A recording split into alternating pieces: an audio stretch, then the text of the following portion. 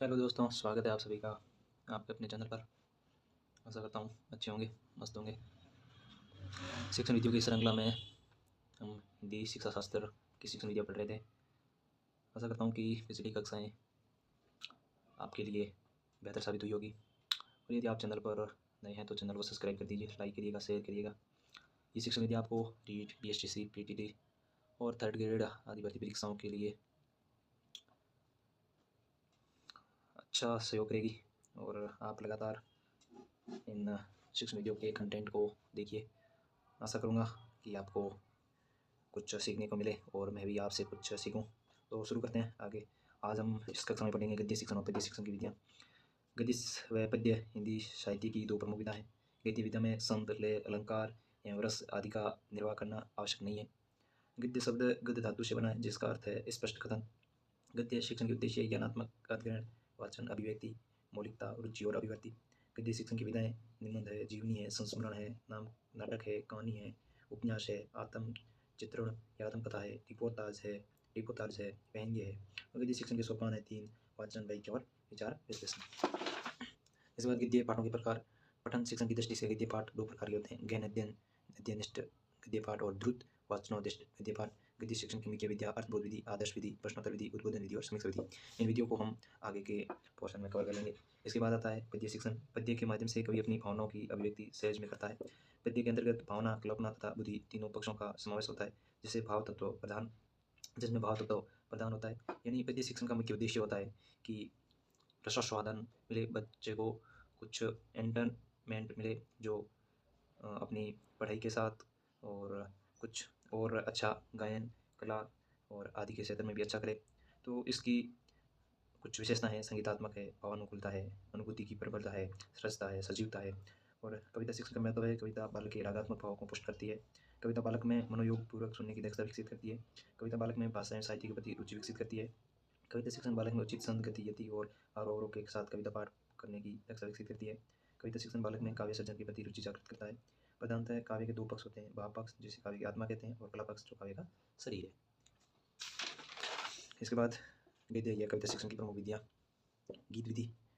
इस विधि में शिक्षक उचित स्वर और लय ताल के साथ कविता का पाठ करते हैं तथा विद्यार्थी उसका सस्वर अनुसरण करते हैं।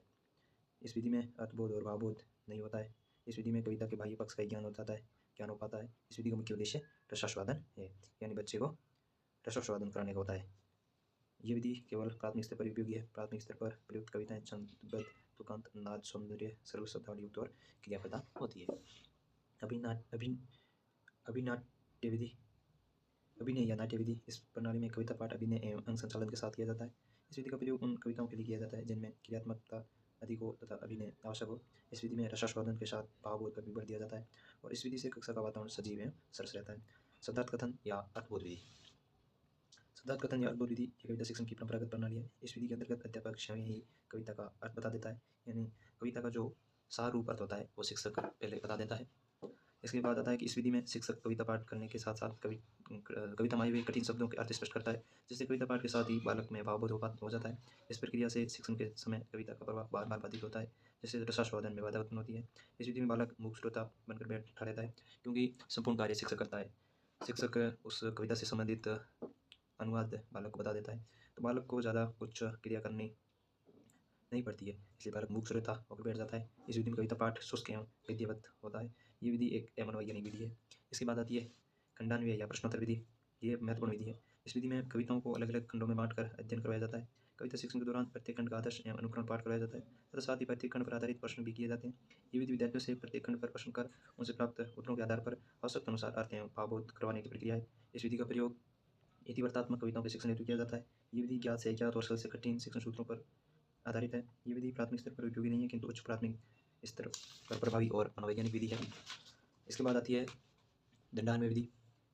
इसके प्रवर्तक है ओंकारदास। ओंकारदास ने अपनी पुस्तक अन्वय प्रबोध में अन्वय के दो भेद बताए: दंडान्वय और खंडान्वय। पद्य शिक्षण में अन्वय का विशेष महत्व होता है। दंडान्वय में दंड शब्द वाक्य का प्रतीक है, अर्थात उस विधि में शिक्षण के समय शिक्षक सर्वोत्तम प्रधान वाक्यों को खोजता है।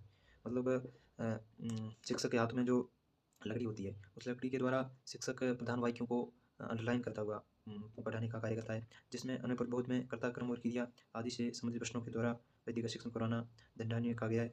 झंझारण्य में संपूर्ण पद्य को एक वाक्य के रूप में लिखकर व्याकरण संबंधी प्रश्नों का निर्माण करते हुए शिक्षण करवाया जाता है। ये मनोवैज्ञानिक सिद्धांतों के अनुकूल है, जिसमें छात्र भी पूर्ण सक्रिय रहते हैं। ये प्राथमिक स्तर पर पद्य शिक्षण हेतु अनुपयुक्त विधि है। इसके बाद आता है व्याकरण शिक्षण या व्याकरण विधि।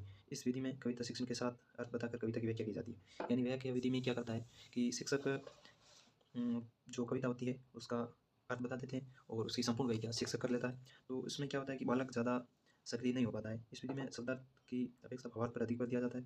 इस विधि में रसास्वादन, अर्थबोध और भावबोध के साथ साथ छंद, अलंकार, गुण, रीति आदि काव्यांगों का भी ज्ञान कराया जाता है। ये विधि माध्यमिक स्तर एवं उच्च माध्यमिक कक्षाओं के लिए कुछ अधिक उपयोगी है।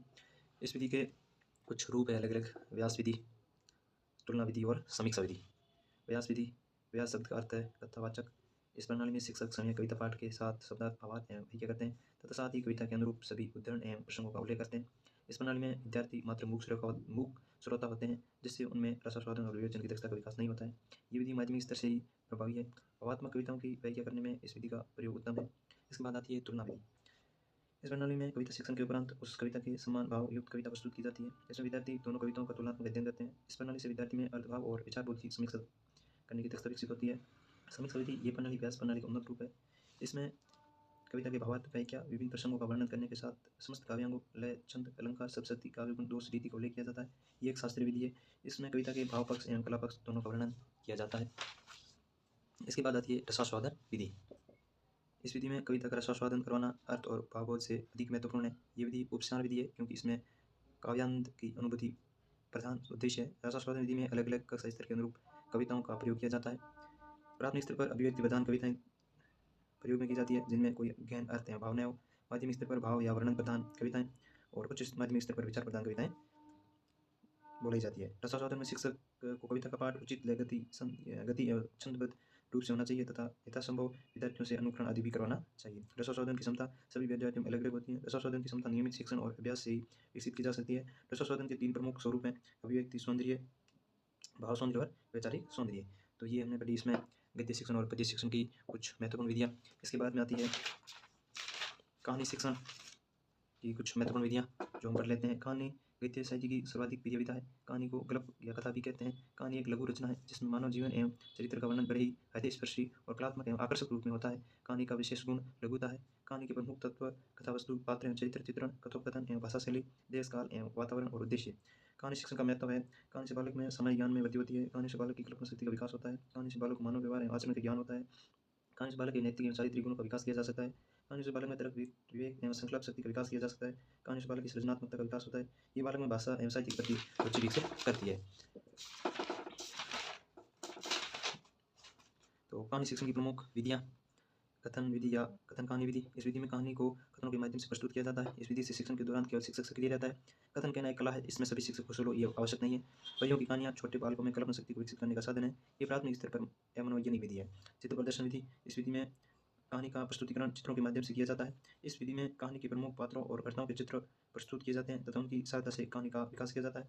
प्राथमिक स्तर पर ये विधि प्रभावी एवं मनोवैज्ञानिक विधि है। इसमें कहानी के चित्रों का प्रस्तुतिकरण घटनाओं के अनुसार क्रमवार किया जाता है। इसके बाद आती है अभिनय कक्षा अभिनय विधि। इस विधि में कहानी के विभिन्न पात्रों का अभिनय करते हुए कहानी प्रस्तुत की जाती है। ये अभिनय शिक्षक स्वयं या विद्यार्थी द्वारा किया जाता है। इसके बाद आती है प्रश्नोत्तर विधि। इस विधि में कहानी शिक्षण प्रश्नोत्तर रूप में करवाया जाता है। इसमें शिक्षक कहानी पर आधारित प्रश्न करते हैं तथा विद्यार्थियों द्वारा दिए गए उत्तरों की सहायता से कहानी का विकास किया जाता है। ये प्राथमिक स्तर पर प्रभावी और मनोवैज्ञानिक विधि है। वाचन विधि। इस विधि में पुस्तक में सभी कहानी का वाचन किया जाता है। संवाद या वार्तालाप विधि। इस विधि में कहानी का शिक्षण या प्रस्तुतिकरण वार्तालाप के माध्यम से किया जाता है। इस विधि में 2 प्रमुख शैलियाँ: शिक्षक विद्यार्थी संवाद शैली और विद्यार्थी शिक्षार्थी संवाद शैली। विद्यार्थी विद्यार्थी संवाद शैली। गहन अध्ययन विधि। ये विधि लंबी और जटिल कहानियों के शिक्षण हेतु उपयोगी है। इस विधि में कहानी प्रस्तुतिकरण विश्लेषण किया जाता है। ये विधि प्राथमिक स्तर पर उपयोगी नहीं है। इसके बाद में आती है कहानी शिक्षण की एक विधि, कहानी पूर्ति विधि। इस विधि में विद्यार्थियों के समक्ष कोई कहानी अपूर्ण रूप में प्रस्तुत की जाती है। उसके पश्चात विद्यार्थी अपने पूरे ज्ञान के आधार पर कहानी को पूर्ण करते हैं। इस प्रकार की अंतःयुक्त अपूर्ण कहानियाँ बालक की कल्पना शक्ति का विकास करने में सहायक है। तो ये हमने पढ़ा गद्य और पद्य शिक्षण और कविता शिक्षण, कहानी शिक्षण की महत्वपूर्ण विधियाँ। तो आप इस वीडियो को पूरा देखिए और पिछली कक्षाएँ भी देखिए। आपको शिक्षण विधियाँ समझने में कुछ सहायता मिलेगी। और इसी के साथ धन्यवाद।